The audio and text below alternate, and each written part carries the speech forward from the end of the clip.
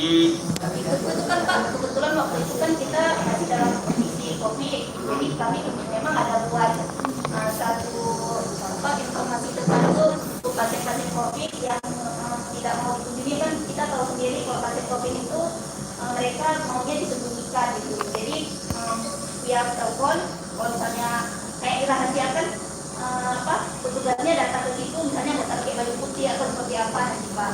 Tapi ini kan pas di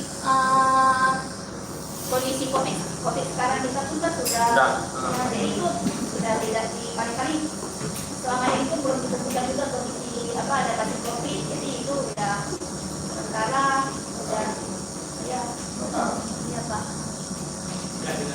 Berarti tidak dilanjutkan, ini kita anggap kita ini terus kita lindungi terus ya. Kalau chatting ini itulah Pak, ini kan bisa kita masukkan juga ke kaitannya ke yang tadi, ya kan? Ini kan dari ibu hamil, bukan hanya dari ibu hamil itu bukan hanya diperiksa giginya, tapi bidannya itu sendiri akan memberikan misalnya kayak untuk mencegah stunting itu memberikan vitamin E, asam folat segala macam itu mereka dipantau. Jadi nanti di situ akan di kedepannya mungkin ada pembaharuan Pak, ada revisi lagi buku itu, jadi kita akan bisa masukkan beberapa item untuk pembuatan revisi buku tersebut. Jadi kayak chatting ini kita masukkan ke Gisela Pak. Berarti chatting ini bagian dari pelaksanaan si Gisela itu, iya, ya. Berarti nomor 30 itu sudah terintegrasi di sana, ya. Berarti bukan sebuah memang berdiri sendiri dia di setting ya. Iya, sudah masuk ke sana. Kami udah memutuskan dimasukkan aja ke situ Pak. Iya. Giselanya aja. Karena kan udah ada buku Pak. Betul. Apalagi kita ada buku dari ada juga kan. Kalau kolak? Ini kunjungan lansia resti ke rumah. Kebetulan puskesmas kami puskesmas satu lansia Pak. Jadi puskesmas satu lansia itu kami khusus memang mengistimewakan atau mengutamakan pasien lansia. Jadi ada tim dari petugas lansia yang memantau kondisi kesehatan lansia. Kemudian kalau misalnya kondisinya memang tidak memungkinkan, kita menjemput atau kita datang langsung ke puskesmas ke rumah petugas ke rumah pasien lansia itu untuk mengecek kondisi kesehatannya. Jika tidak dimungkinkan di rumah, kita langsung kita rujuk ke rumah sakit atau kita pantau juga. Misalnya nanti itu memang kolaborasi dengan, karena macam-macam bahkan ada prolarinnya juga itu nanti. Kalau misalnya masih bisa kita jemput ke puskesmas, nanti dari dijemput dengan ambulan kita bawa ke puskesmas, nanti memang di UGD-nya sudah disediakan kursi roda. Jadi memang puskesmas kami untuk saat ini mengutamakan puskesmas satu lansia Pak. Ya baik. Kalau yang tebas? Tebas itu bisa itu masuk juga ke sana Pak, ke Gisela. Ke Gisela. Iya. Ke integrasi ke Gisela. Iya. Kita lanjut sekarang ke puskesmas Cor Sumbereng. Yang mana? Cor Sumbereng. Oh Ibu, ada berapa Bu? Ada lebih dari 2 ya? 3 ya? 4.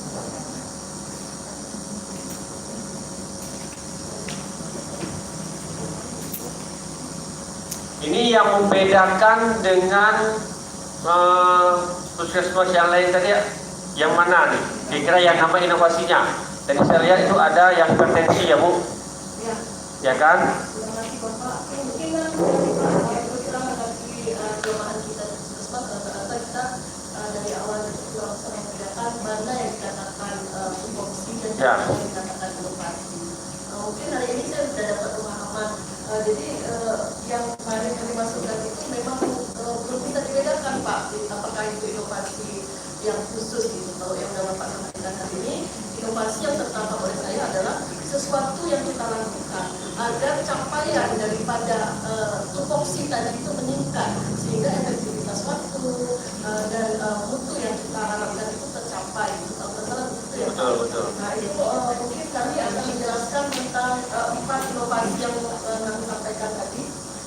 Ini kenapa kami sampaikan gesit misalnya itu Pak, untuk kemarin itu kami belajar dari 2 tahun terakhir di puskesmas kita ada kematian ibu Pak di 2019 itu ada kematian ibu 1 dan di kematian bayi itu 8. Di 2020 kematian ibu tidak ada tapi kematian bayi masih 8. Itu secara nasional angkanya kan tidak boleh lebih daripada 5 kalau kematian bayi. Kalau ibu 1 aja nggak boleh. Jadi kami mencobalah melakukan menaikkan desa itu. Mungkin yang tadi kembali lagi inovasi yang kami lakukan itu hanya kunjungan rumah. Mungkin hampir seperti kami melaksanakan tupoksi. Selebih daripada itu tetap tujuan kami masih untuk meningkatkan SPM tadi Pak, kunjungan rumah seperti itu, seperti edukasi. Karena kalau ibu hamil kadang-kadang di tempat kita itu masih ada yang tidak mau ke posyandu atau apalah seperti itu. Jadi petugas memang yang datang ke rumah-rumah untuk mengawal dan mendampingi ibu hamil tadi. Itu satu Pak. Yang kedua itu di Bagatron juga mungkin sama seperti teman-teman yang lain, mungkin bahasanya yang berbeda, yaitu yang kami lakukan ketika para lansia itu tidak melakukan kunjungan di pos terus.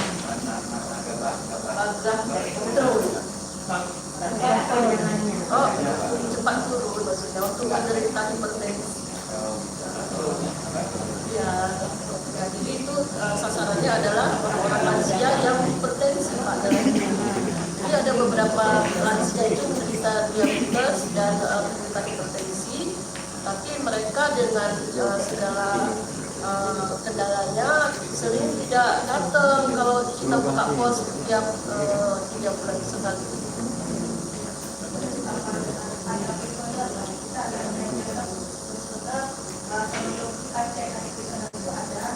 Ada yang konten, ada yang memang buka lampu. Begitu kita lihat ini kami ke bidang langsung mereka turun ke lapangan. Mungkin ada kalau orang lain puskesmas daerah atau itu atau tidaknya, tapi kita di puskesmas tersebut langsung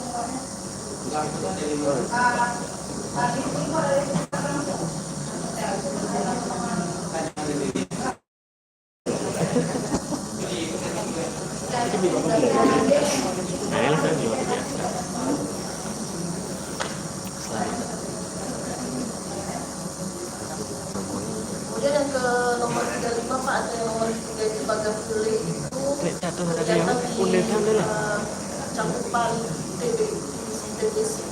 Jadi inovasi kami di situ Pak, kami membuat satu link dengan keluarga pasien dan kader desa untuk membantu pasien-pasien untuk melakukan pemeriksaan seperti itu Pak, pemeriksaan dahak. Jadi inovasi kami itu kami mengajak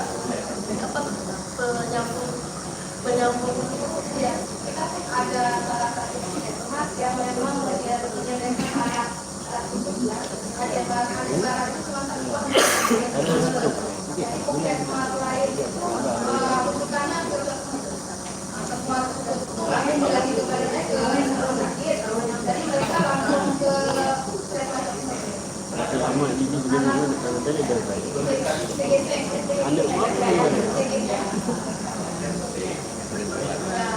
selain kita jemput ke rumah, langsung memang puskesmas lain kita ada yang pelayanan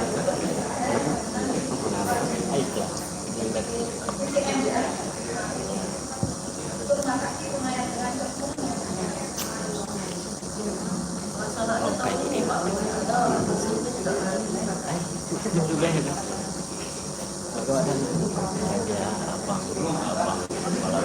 Ya, enggak apa-apa. Ini kan jadi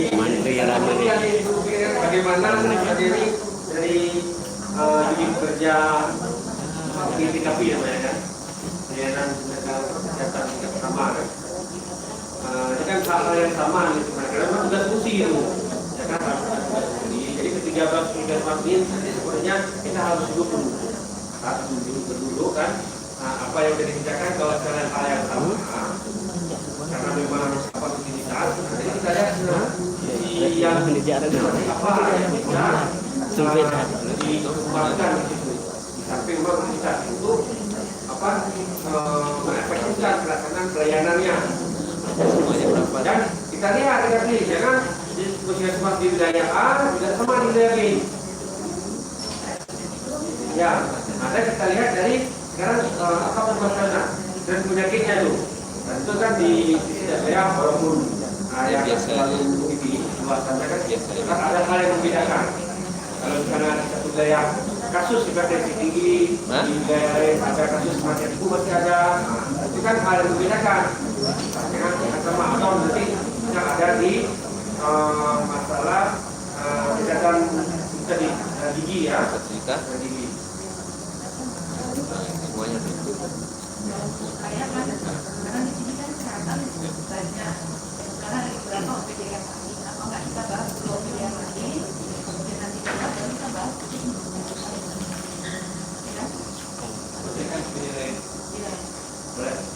itu bahasa bebek. Kalau kemudian sudah ya. Apa itu urusannya? Bagaimana dilaksanakan itu? Balik kedua tak memang mendapatkan ribut atau pemasukan dari kegiatan. Mendapatkan ribut atau pemasukan itu karena awalnya kita mendapatkan karena kata mendapatkan pemasukan dan baru kabar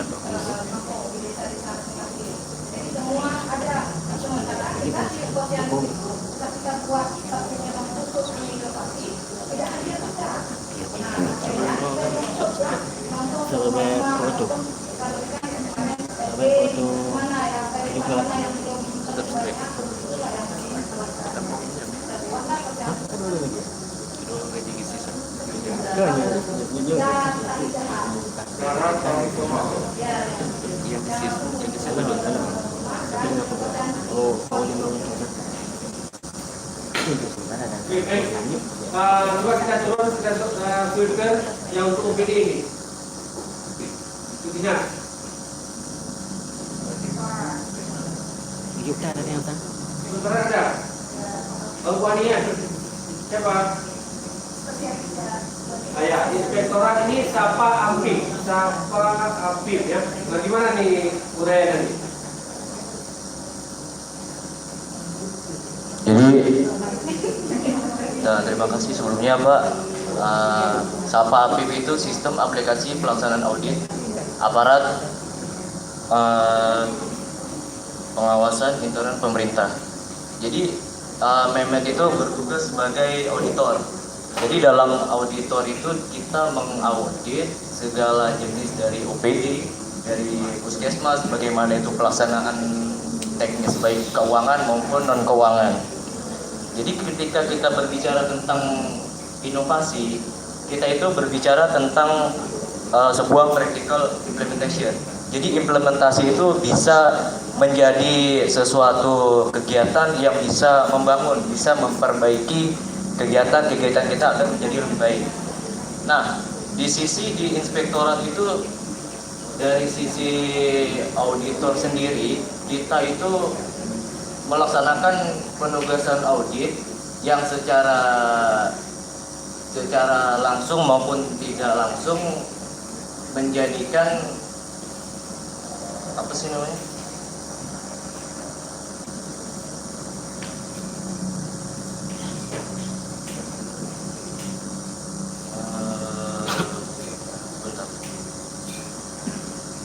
Sistem aplikasi pengawasan audit. Jadi sebenarnya dari apa yang kita laksanakan dalam audit itu masih dalam berbentuk manual. Jadi kita misalkan dari OPD mengajukan dokumen itu masih kita input secara manual. Jadi kenapa nggak kita langsung mengambil bahan dari sisi database, dari register SP2D, ataupun dari misalkan kalau kita mengaudit dana gampung, kita bisa mengambil dari Skiddesk. Kita nggak usah langsung menginput secara manual gitu. Jadi capaian kinerja dari tim itu jadi menghabiskan waktu di penugasan itu sendiri gitu. Sudah diterapkan? Sudah. Sejak kalau saya pribadi sih semenjak saya masuk di inspektorat Kapan? 2020 baru Pak. 2020. Baru Harusnya 1 tahun. sudah ya? Sudah. Tapi kalau memang sudah, kami yang rasakan sendiri di Bapeda, ya kan? Sepertinya tidak bersentuhan dengan ini tadi arah-arahnya ke sistem ya? Iya, ke sistem. Ya, aplikasi. Betul. Jadi begini Pak, maksud saya tuh dari sisi inspektorat itu dia kan ada inspektur pembantu ya, terus ada kasubag perencanaan, terus ada kasubag analisis, evaluasi dan pelaporan. Jadi maksud saya itu saya berinovasi itu dari sisi penugasan audit itu sendiri. Jadi audit itu harus selesai di sisi saya terlebih dahulu. Nah setelah itu nanti saya ingin mengembangkan menjadi sebuah web itu. Jadi nanti kita itu memunculkan output misalkan bagian perencanaan itu di situ ada database Renstra, Renja ataupun RDP dari rencana penugasan pengawasan, terus di situ ada database audit dana desa dari OPD. Jadi itu nanti dia mengerucut Pak. Dalam satu instansi itu kita ada database tersendiri. Jadi government di dalam instansi itu masih internal. Jadi saya maunya dari government inspektorat itu sendiri. Jadi kita bisa ya dengan dinas yang lainnya. Jadi pertukaran misalkan ada dari kepala-kepala dinas yang lain misalkan ingin ini laporan atau kan dari Bapak Bupati ingin ini udah sampai mana, jadi kita datanya langsung udah ada gitu. Ya sebenarnya bagus memang. Jadi kan governance kita dari sisi efisiensi tadi kan tidak perlu ada petugas nih datang ke OPD. Iya betul kan? Betul. Nah, jadi cukup dengan sistem yang sudah terintegrasi tadi. Betul. Dari mulai dari dokumen perencanaan, penganggaran itu di DPA-nya, ya kan? Betul. Sampai kepada SPG, SPM, SP2D yang betul itu kan? Betul. Nah, kalau sudah diterapkan sejak 2020, ini memang agak nanti kita lihat seperti apa sebenarnya sudah pelaksanaannya selama ini. Karena 2022, 2021 juga kita masih melakukan secara manual. Betul Pak. Ya kan? Cuman yang dimaksud sudah diterapkan 2020 itu seperti apa? Atau baru di tahap sosialisasinya atau bagaimana? Ya.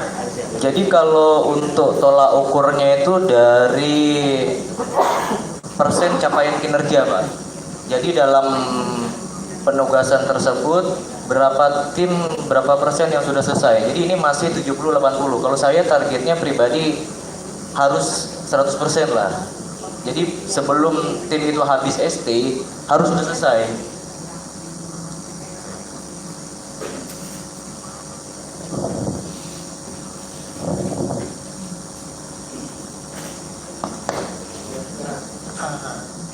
Berarti ini sebenarnya kalau dilihat dari rencana sebenarnya luas ya. Betul Pak. Ini luas, tapi boleh dibilang kalau diterapkan di 2020 sampai dengan hari ini masih di lingkup manajemen penugasan dulu ya. Iya, Masih betul. itu ya, masih belum ke seperti yang tadi disebutkan ke OPD ya. Betul Pak.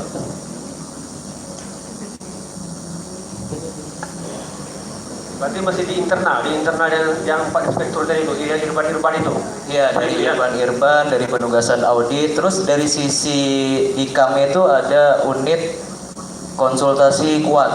Dia konsultasi keuangan, aset dan tidak lanjut. Itu rencana kami ingin dibikin seperti form Google Form gitulah sepertinya. Untuk misalkan ada pelaporan, nih dari dana desa ini gajinya gimana gitu. Jadi kita harus ada database langsung yang bisa kita langsung mengorganisir hal-hal yang sekecil itulah Pak.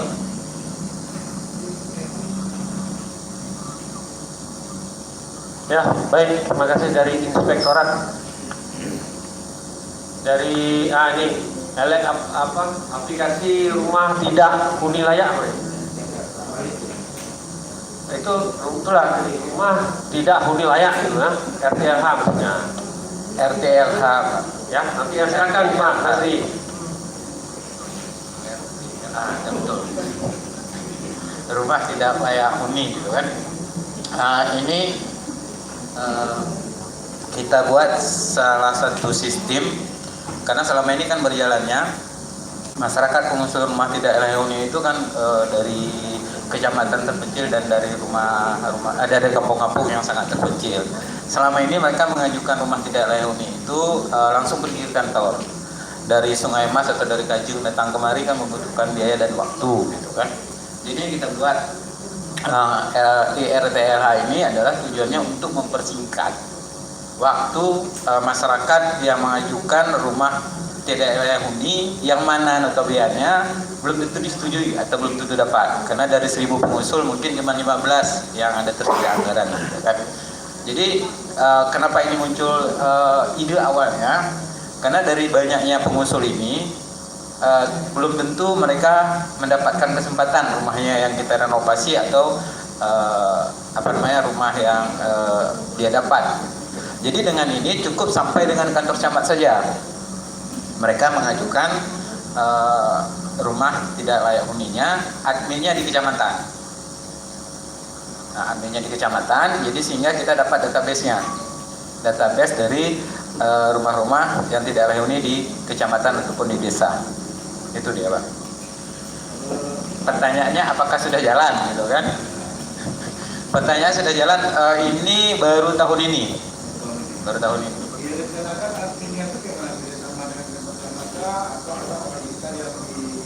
Ya, ini kita rencanakan dan untuk tahun ini baru tingkat itu orang kantor camat langsung, orang kantor camat yang akan kita lakukan sosialisasi dan pelatihan. Jadi sehingga mereka bisa menginput dengan data lengkap yang pengusul rumah tidak layak huni ini mengajukan ke kantor camat dan mereka yang melakukan upload dan pengisian format. Tidak. Setelah kita dapat database-nya, sudah tahu kita berapa anggarannya, pagu berapa kita dapat, baru kita lakukan verifikasi. Ini kan berbentuk aplikasi ini. Ya. Aplikasinya udah jadi berarti. Ini sistemnya sebenarnya sistemnya seperti di inspektorat tadi. Ini sistemnya Google Drive, Pak. Oh, Sederhana sekali, tidak perlu memerlukan biaya, tidak memerlukan dana, jadi sehingga ini bisa. Cuman kita perlu memberikan pelatihan cara penginputannya kepada petugas yang di kecamatan. berarti pemanfaatan Google Drive. Saya pikir tadi apakah berbasis Android ataukah berbasis web based seperti itu. Ya, kita memanfaatkan karena kalau misalnya menggunakan aplikasi itu kan membutuhkan biaya dan memerlukan waktu. Jadi kita cukup dengan menggunakan Google Drive secara online. Jadi sehingga kita kantor camat yang mana yang melakukan online kita bisa tahu yang menginput.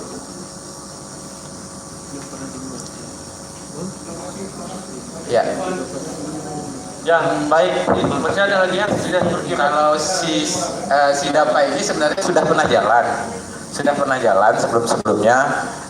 Namun kita ini baru wacana akan mengaktifkan kembali si DAPA ini, sama seperti ini berbentuk aplikasi, tetapi ini sudah beberapa tahun ini vakum gitu kan. Ini kerjasamanya ini sama seperti yang di atas, tetapi ini leading sektornya adalah Dinas Perkim dengan pembangunan. Ya, ya, sama. Pada prinsipnya rumah apa juga.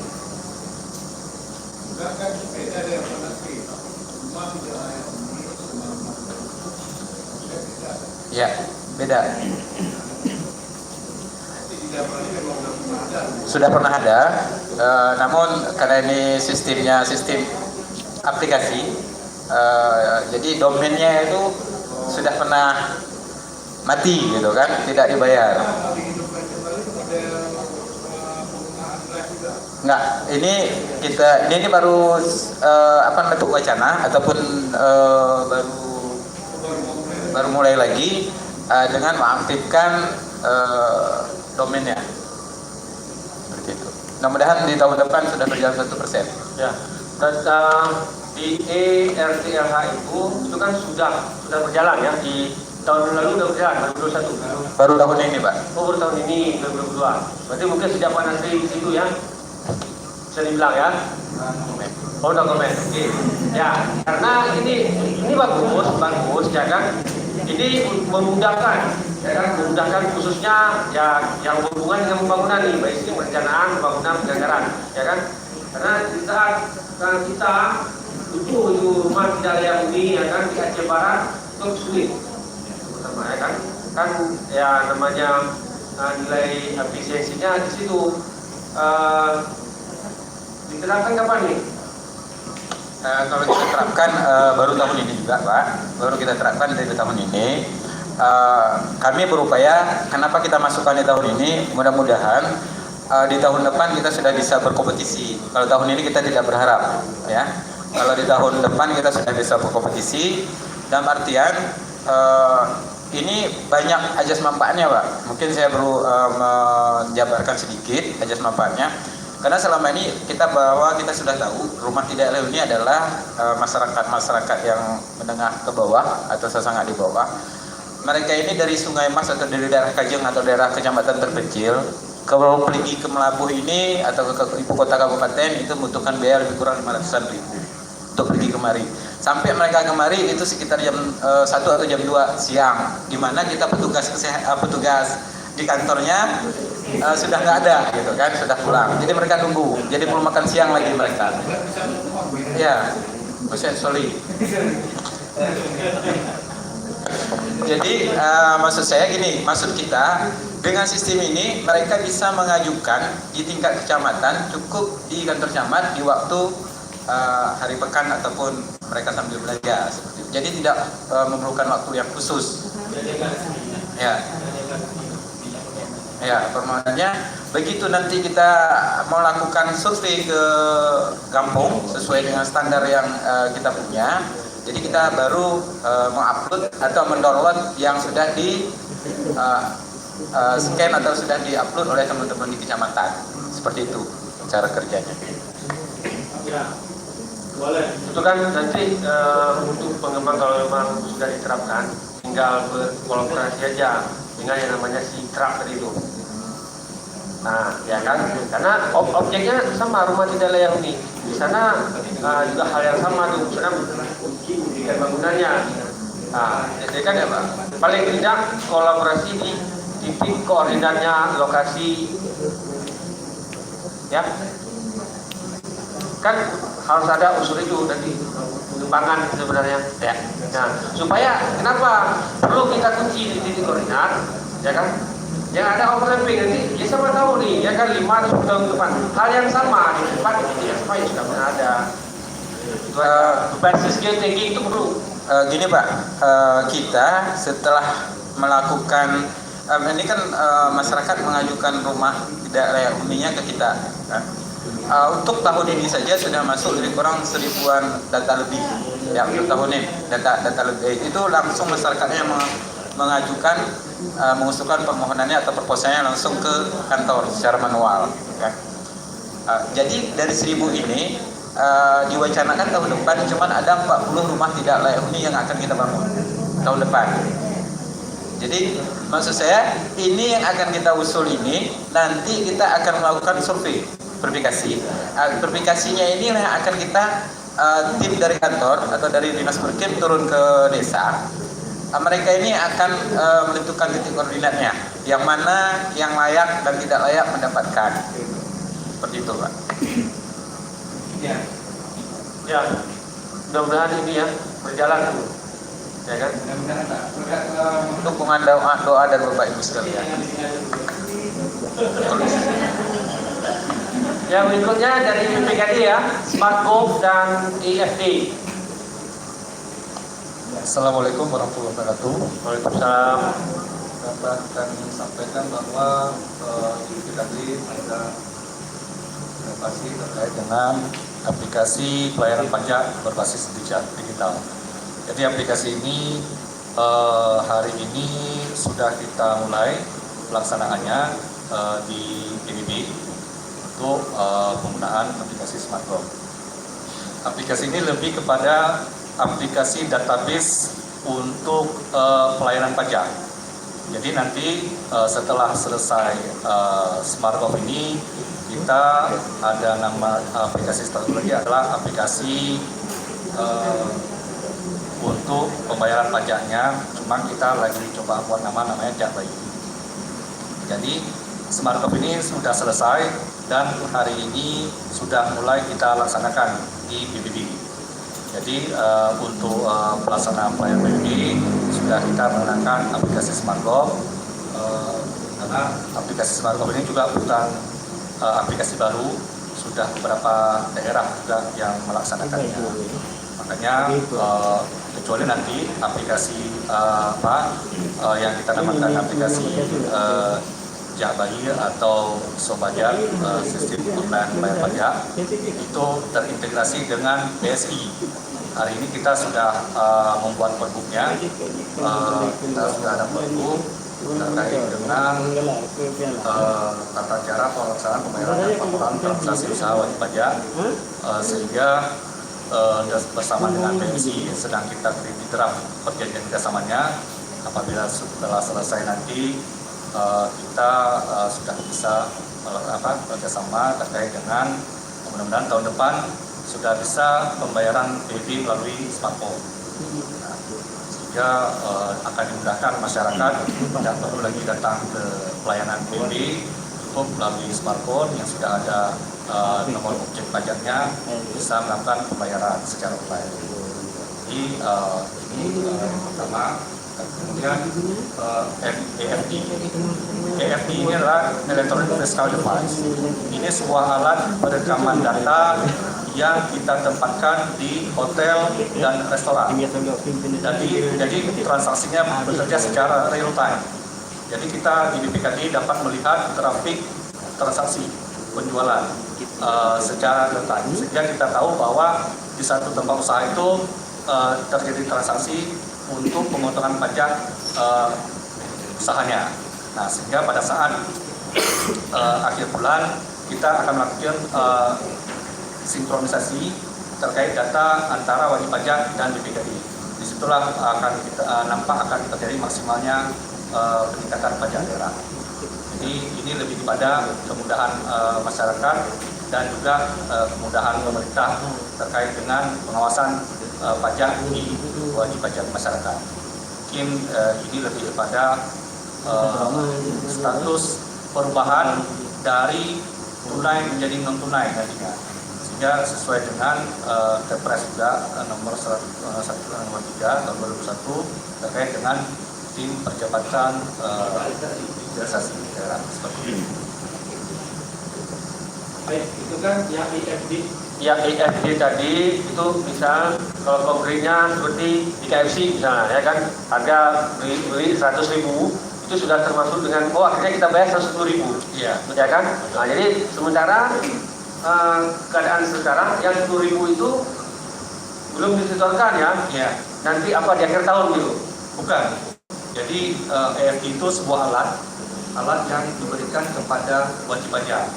Jadi misalnya kalau KFC atau pizza itu mereka sudah tersistem dengan sistemnya. Jadi di alat transaksi mereka sudah ada tax 10%. Jadi setiap bulan mereka melaporkan hasil potongannya. Nah, nanti EFD ini akan kita pasang kepada hotel, kemudian dan restoran besar. Dan di situ keuntungan adalah si pemilik usaha itu dapat memonitoring transaksinya melalui smartphone juga. Jadi bukan hanya kita di pemerintah yang bisa mengecek, tapi si pemilik usaha pada saat dia tidak berada di tempat, dia bisa mengecek sendiri transaksinya ada berjalan atau tidak. Nah, seperti itu. Nah, kemudian setiap bulan kita akan melakukan sinkronisasi data terkait dengan sistem di aplikasi kita dengan di sistemnya di wajib pajak seperti itu. Itu kan seperti yang Pak Jamal bilang tadi, kan konsumen bayar nih. Iya. Jadi 110.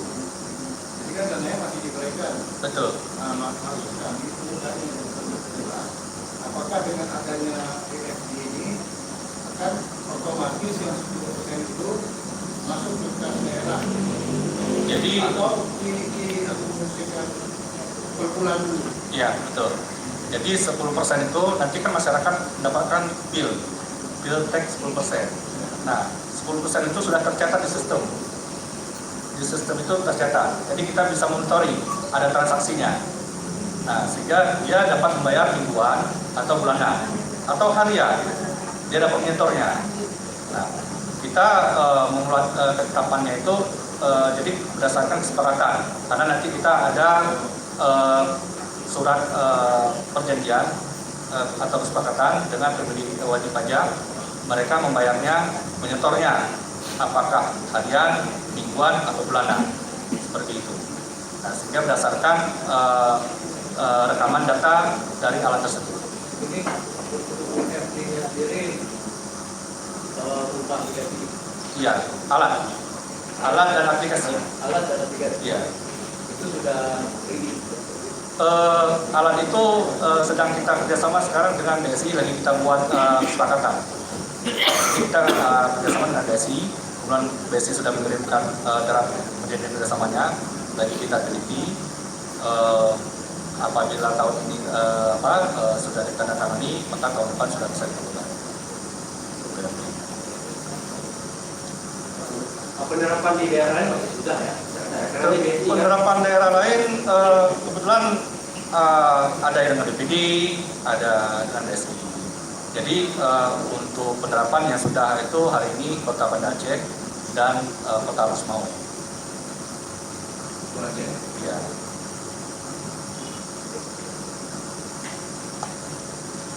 Oke, baik. Yang berikutnya, komedi berikutnya.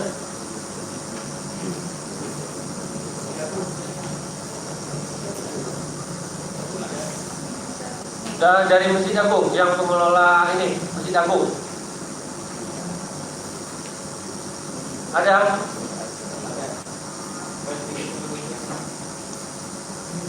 Itu kan puskesmas, ini kan berarti kan kita sesi khusus. Apa kita lanjutkan hari ini atau?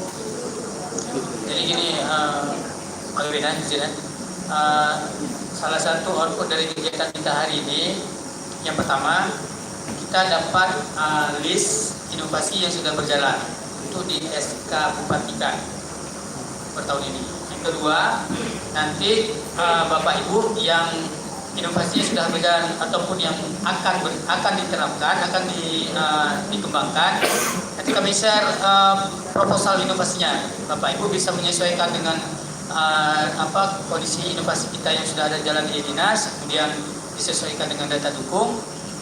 Supaya proposalnya langsung jadi sambil berjalan gitu. Ketika nanti di tahun depan kita akan kompetisikan, Bapak Ibu sudah punya datanya, jadi tidak repot, tidak kita kerjain dalam satu malam. Nah, maka kalau misalnya kita yang puskesmas, boleh kita nggak bahas detail, karena kebetulan ini ada yang sama, mekanismenya sama, namanya aja yang beda, karena pelaksananya beda. Boleh, tapi minimal kami punya data ini sudah berjalan atau belum. Itu aja dulu. Oke. Baik, ini berarti kita lihat dulu ya. Kita lihat lagi. Kembali ke puskesmas itu Mas Tangki. Abang Balapan namanya kayak ini. Oh, Panti ya. Kopi Gajah. Ada? Dari puskesmas Panti? Ada?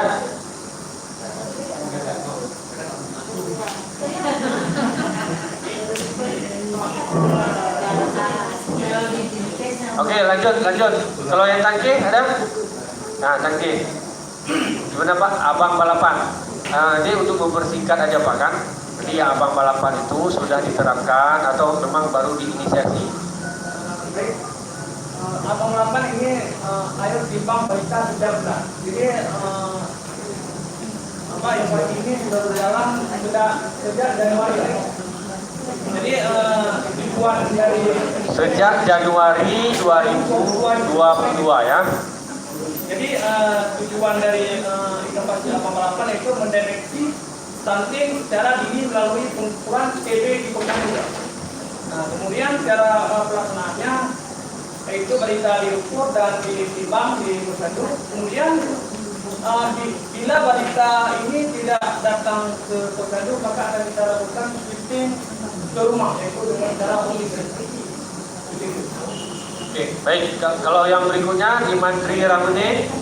Kalau Mantri Ramune Pak, remaja yang rajin minum vitamin D. Ini ini manfaatnya mencegah anemia pada remaja putih. Kemudian tujuan dari inovasi Mantri Ramune ini mencegah stunting secara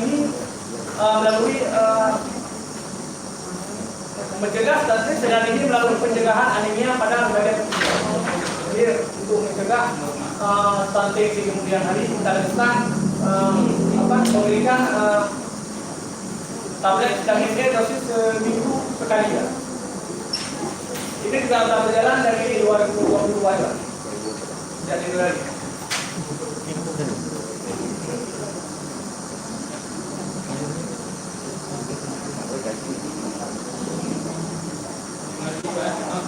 Ya, betul. Sama Januari 2022. Ya, kalau baper. Kalau baper ini Pak, baper pakai masker. Ini kalau baper ini. Oh, waktu masa COVID dulu ya. Oke. Berarti nggak usah kira-kira karena hal yang ya.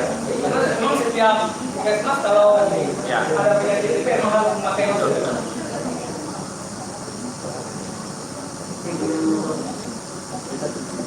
KW 16 tadi udah ya? Nah. Yang vitamin E itu, yang Ramune. Vitamin E atau tablet tambah darah? FE.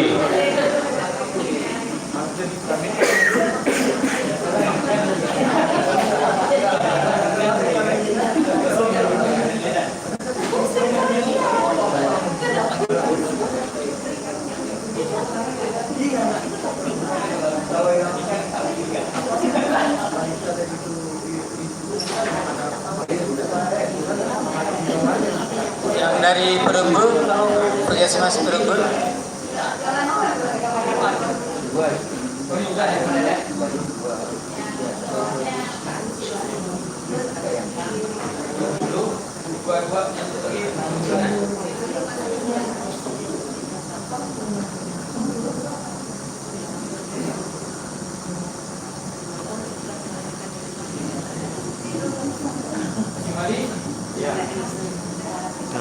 Masih mandi baru tahun ini. Yang mandi lagi. Dan mandi sudah. Dan jalan-jalan. Sudah.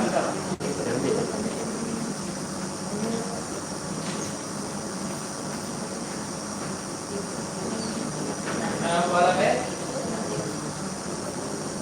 Ya, sama. Angkat itu yang dari Kuala B ya. Desis Saling Sihat. Assalamualaikum warahmatullahi wabarakatuh. Kami dari Puskesmas Kuala B ada dua kegiatan, ada dua inovasi, yaitu yang pertama gerakan Saling Sihat, yaitu mengenai lingkungan sehat. Jadi di sini ada beberapa tujuan. Yang pertama untuk memberikan wawasan pengetahuan dengan cara pelaksanaannya itu penyuluhan atau sosialisasi kepada siswa-siswa yang ada di sekolah. Betapa pentingnya itu kita menjaga lingkungan bersih dan sehat gitu. Yang kedua, meningkatkan kesadaran bagi siswa-siswa yang ada di lingkungan sekolah tentang lingkungan tersebut. Nah, untuk yang berikutnya adalah mewujudkan semangat gotong royong. Nah, terkadang kan di siswa-siswi kita ini kalau tidak digerakkan, terkadang dia vakum atau pasif siswa kita. Dan yang terakhir nih yang menjadi indikator saya adalah kami ada reward. Reward dari kegiatan ini untuk siswa-siswi, bahkan lingkungan sekolah. Gimana cara mendapatkan reward untuk pemasukan? Yaitu dari media sosial, Bapak Ibu. Media sosial yaitu YouTube. Kebetulan saya ada YouTube bernama, boleh Bapak Ibu bantu view atau subscribe ya? Ya. Kenapa saya muncul ide seperti ini? Karena saya melihat dari Kabupaten Bondowoso Bapak Ibu. Oh ya, Pak maaf, itu di grup WA Bapak ada kan? Sinoptik ada. Nah, di grup WA ini, di grup WA itu udah. Belum. Belum Pak, Bapak masuk di situ. Nah, jadi sekaligus juga mempromosikan yang tadi Bapak punya itu, ya. Nah itu. Jadi dari hasil kan jangankan siswa, kita aja yang udah dewasa, ketika ada gerakan atau kegiatan-kegiatan itu tidak semua mau mengikuti atau menggerakkan tanpa ada bantuan dana atau anggaran. Nah terkadang kita dari apakah dari puskesmas atau instansi dari sekolah yang namanya anggaran kan kurang. Oleh karenanya saya berpikir dan memberikan inovasi bahwa inisiasi ini penting, kayak ini bagus untuk dijadikan inovasi. Kita beri seperti yang saya tadi ceritakan yang di Kabupaten Bondowoso Jawa Tengah itu. Dari yang kampungnya biasa-biasa saja, mungkin Bapak Ibu sudah pernah mendengar ya. Dari kampung yang biasa-biasa saja, bahkan sampai sekarang itu sudah mewah, mereka bisa dapat mobil itu dari hasil YouTube itu.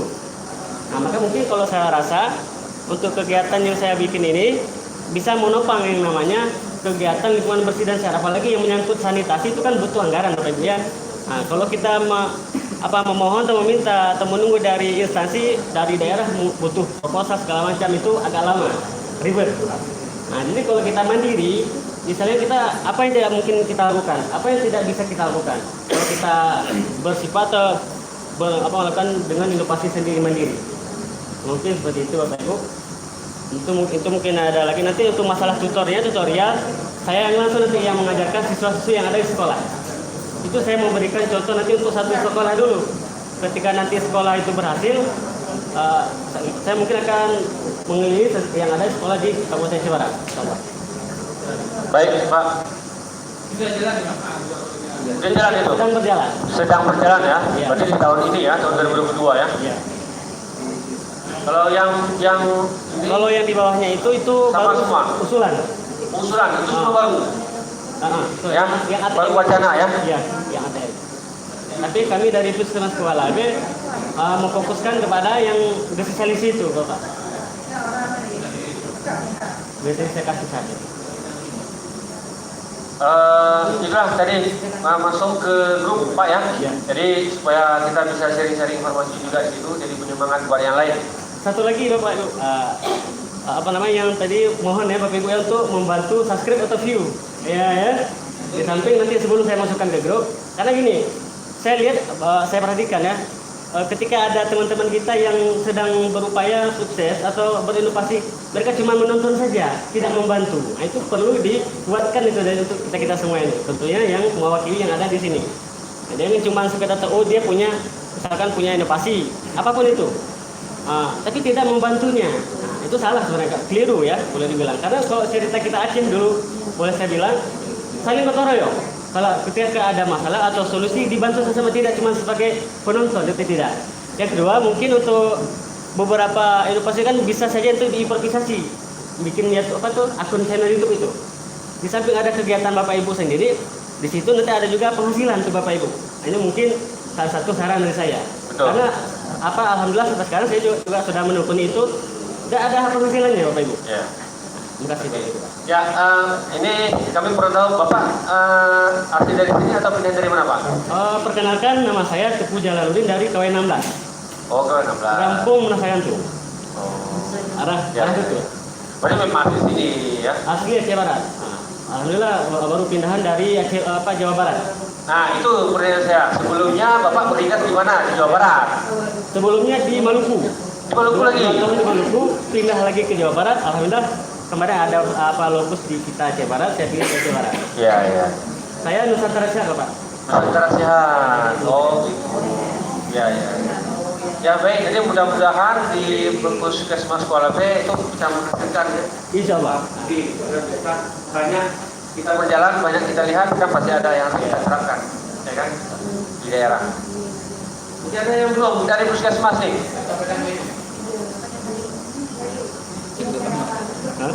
Iya Bu, silakan Bu. Terima kasih dari Puskesmas kami. Ini inovasi pertama. Satu lagi ada inovasi yang belum kami masukkan, itu tentang bebas stunting. Kalau yang pertama ini ya mungkin ada keterkaitan dengan Puskesmas lain. Sama juga kayak kira soal kami Pak. Kita akan menjadikan itu sebagai inovasi. Kita angkat kematian bayi dan kelahiran prematur. Ya, mungkin nanti bisa Waalaikumsalam warahmatullahi wabarakatuh. dibahas ya. Ya. Kalau untuk satu lagi yang sudah